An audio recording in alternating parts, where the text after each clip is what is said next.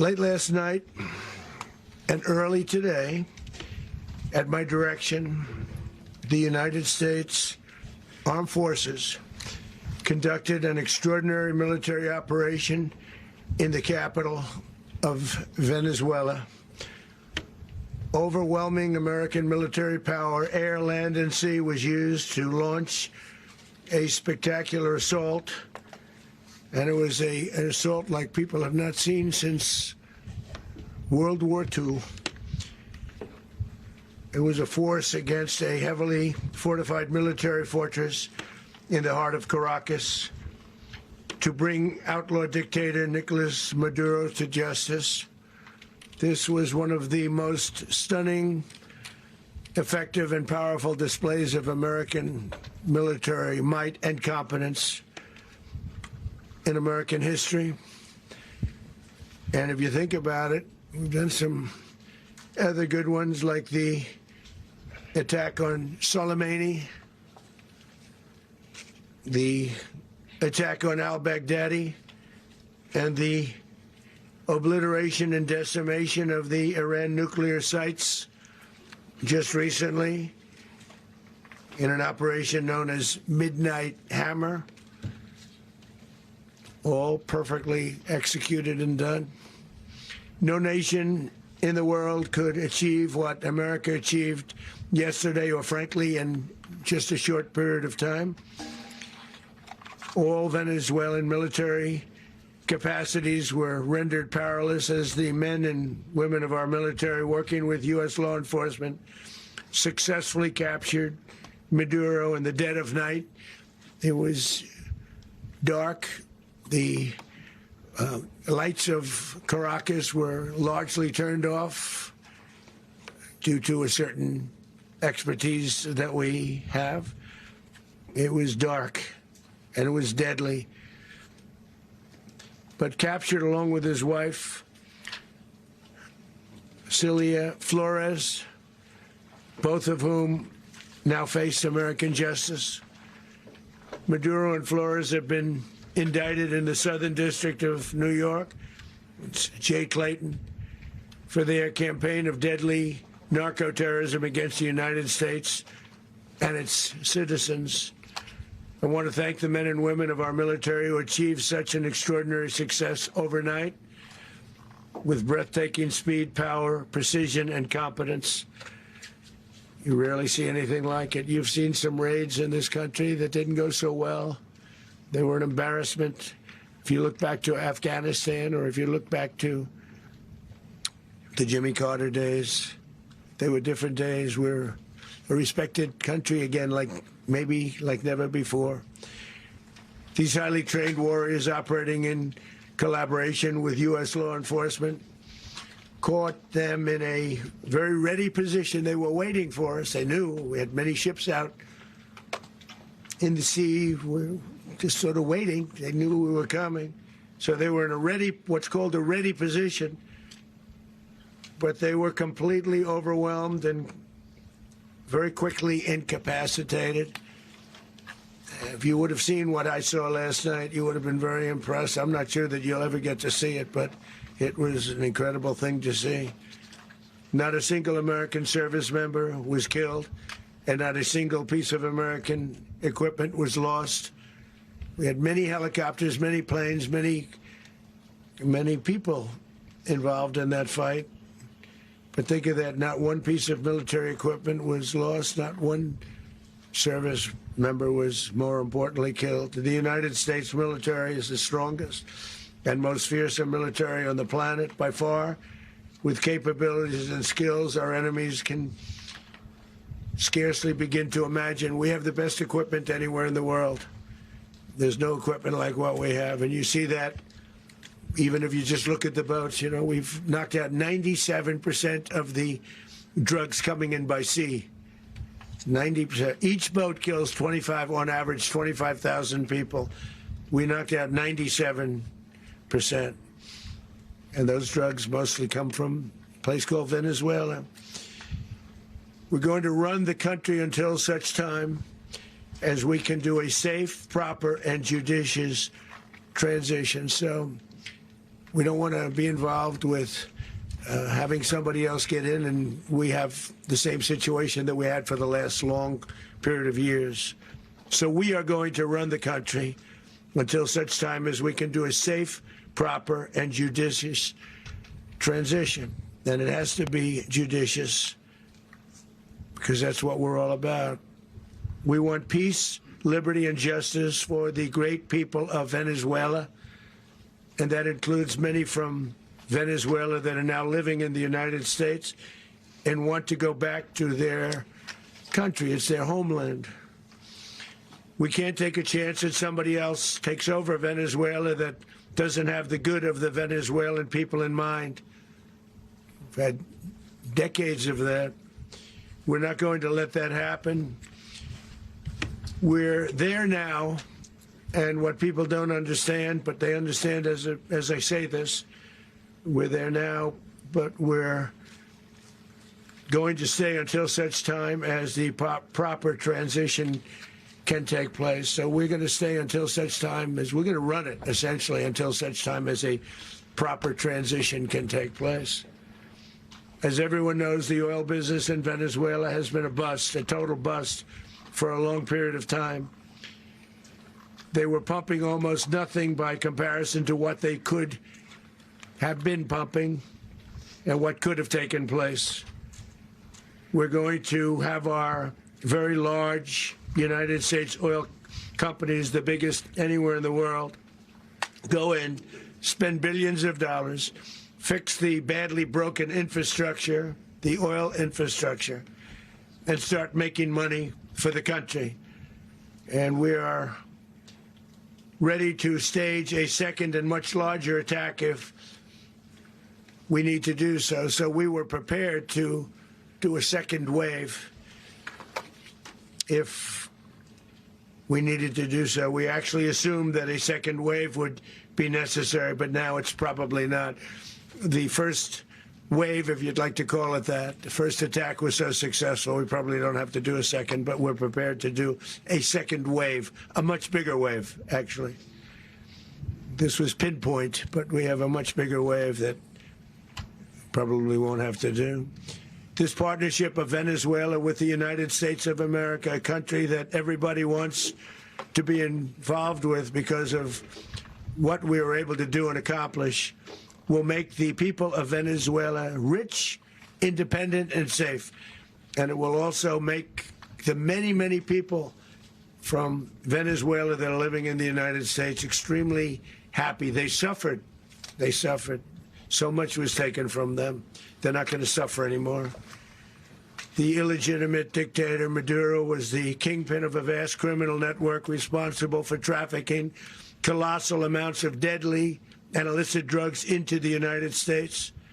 As alleged in the indictment, he personally oversaw the vicious cartel known as Cartel de las Solas, which flooded our nation with lethal poison, responsible for the deaths of countless Americans, the many, many Americans. Hundreds of thousands over the years of Americans died because of him. Maduro and his wife will soon face the full might of American justice and stand trial on American soil. Right now, they're on a ship. They'll be heading to, ultimately, New York, and then a decision will be made, I assume, between New York and Miami or Florida. But we have people where the overwhelming evidence of their crimes will be presented in a court of law. And I've seen it. I've seen what we have. It's both horrible and breathtaking that something like this could have been allowed to take place. For many years after his term as president of Venezuela expired, Maduro remained in power and waged a ceaseless campaign of violence, terror, and subversion against the United States of America, threatening not only our people, but the stability of the entire region.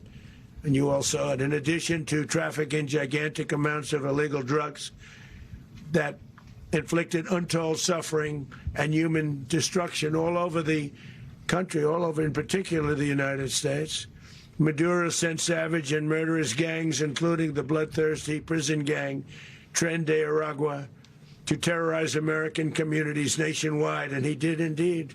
They were in Colorado. They took over apartment complexes. They cut the fingers off people if they called police. They were brutal, but they're not so brutal now. And I just have to congratulate our military, Pete and everybody, and our National Guard, because the job that they've done, whether it's in Washington, D.C., where we have a totally safe city, where it was one of the most unsafe cities anywhere in the world, frankly, and now we have no crime in Washington, D.C. We haven't had a killing. We had the terrorist attack a few weeks ago, a little bit of a different kind of a threat, but we haven't had a killing in a long period of time, 6, 7 months. We used to have two, on average, 2 a week in Washington, our capital. We don't have that anymore. The restaurants are opening. Everyone's happy.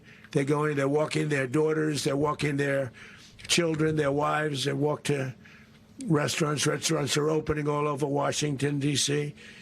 So I want to thank the National Guard. I want to thank our military. And I want to thank law enforcement. Been amazing. And they should do it with more cities. We're doing it, as you know, and we're doing it in Memphis, Tennessee right now, and crime is down. We've just sort of started a few weeks ago, but crime is down now 77%. And the governor of Louisiana called, great person, and he wanted us to help him, as you know, in a certain very nice part of Louisiana. And we have done that. It was a rough section, and we have crime down. I understand it's down to almost nothing already after 2.5 weeks. New Orleans, it's down to almost nothing, and we've only been there for 2.5 weeks. Can't imagine why governors wouldn't want us to help. We also helped, as you know, in Chicago, and crime went down a little bit there. We did a very small help because we had no working ability with the governor. The governor was a disaster, and the mayor was a disaster, but it knocked down crime. But we're pulling out of there. When they need us, we'll know. You'll know. You'll be writing about it. And likewise, Los Angeles, where we saved Los Angeles early on, where the head of the police department made a statement that if the federal government didn't come in, we would have lost Los Angeles. That's long after the fires. That's when they had the riots in Los Angeles. We did a great job. Got no credit for it whatsoever, but that's okay. It doesn't matter. We don't need the credit. But we'll be pulling out when they need us. They'll call, or we'll go back if we have to. We'll go back. But we did a great job in various cities. But the place that we're very proud of is Washington, D.C., because it's our nation's capital. We took it from being a crime-ridden mess to being one of the safest cities in the country. But the gangs that they sent raped, tortured, and murdered American women and children. They were in all of the cities I mentioned, Tren de Aragua, and they were sent by Maduro to terrorize our people, and now Maduro will never again be able to threaten an American citizen or anybody from Venezuela. There will no longer be threats. For years, I've highlighted the stories of those innocent Americans whose lives were so heartlessly robbed by this Venezuelan terrorist organization. Really one of the worst. One of the worst. They say the worst. Americans like 12-year-old Jocelyn Nungari from Houston. Beautiful Jocelyn Nungari. What happened to her?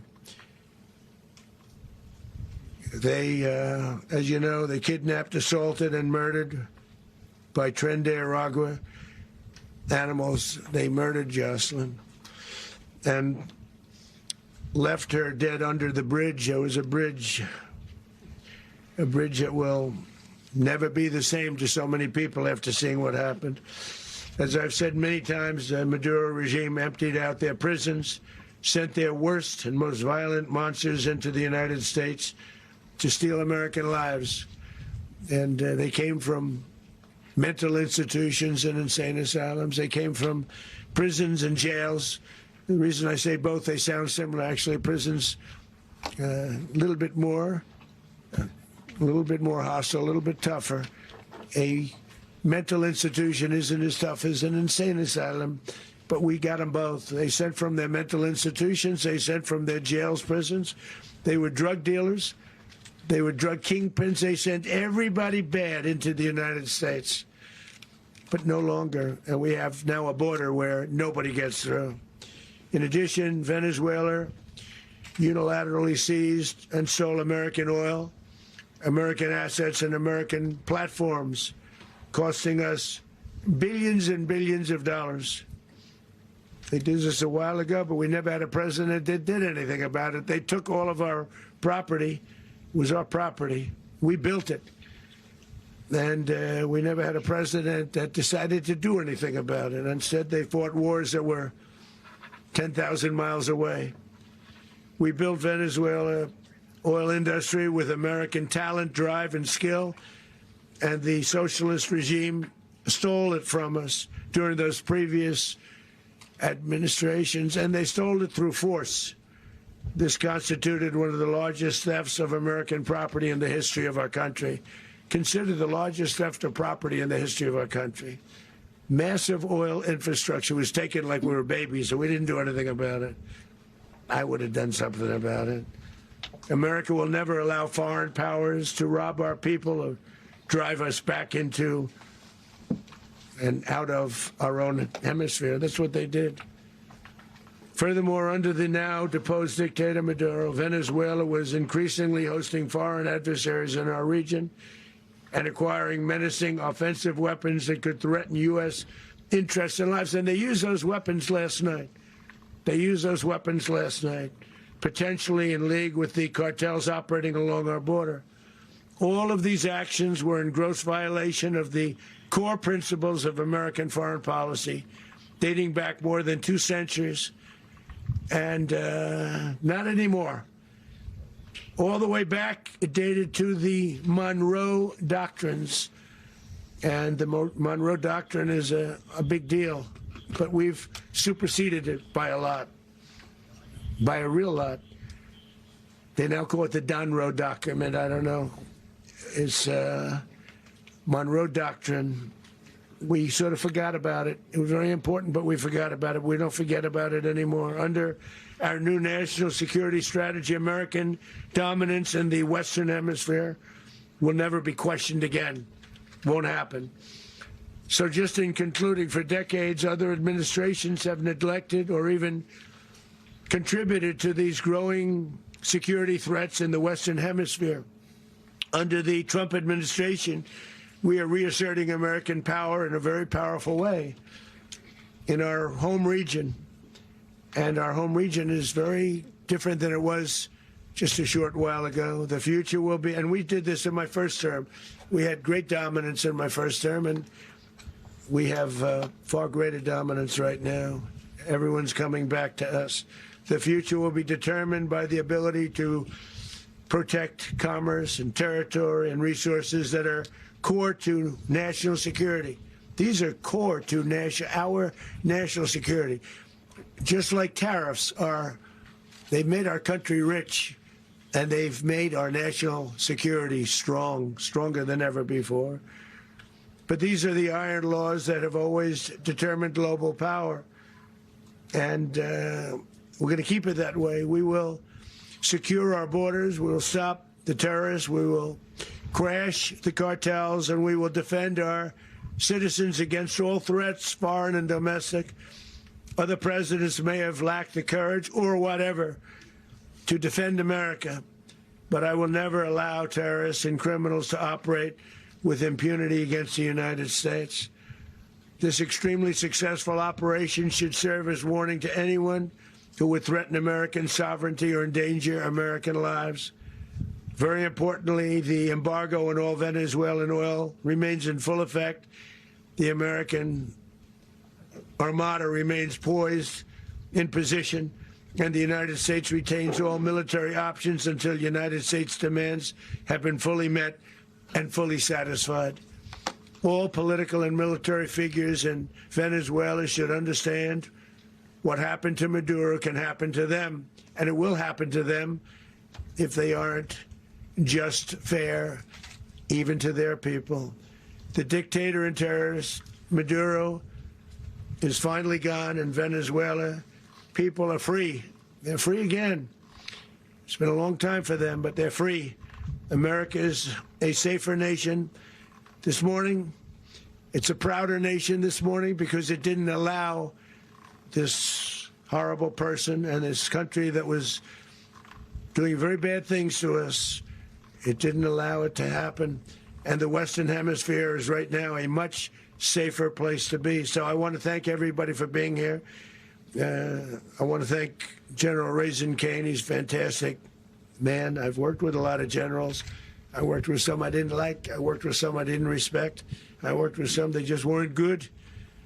But this guy is fantastic. I watched last night one of the most precise attacks on sovereignty. I mean, it was an attack for justice. And I'm very proud of him, and I'm very proud of our Secretary of War, Pete Hegseth, who I'm going to ask to say a few words. Thank you very much.